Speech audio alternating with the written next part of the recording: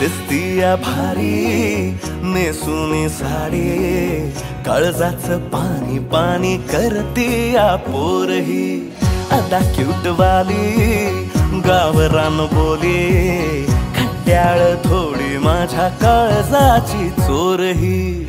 थोडं माझ्या पिरामध्ये पड तू ग बाई, खुळ्यागत झाला मन तुझ्याच पायी. आता मला लागली या लग्नाची घाई, नाही आता बोलू नको अग माझी राणी. होशील का या बठ्याची सोबर घरवाली.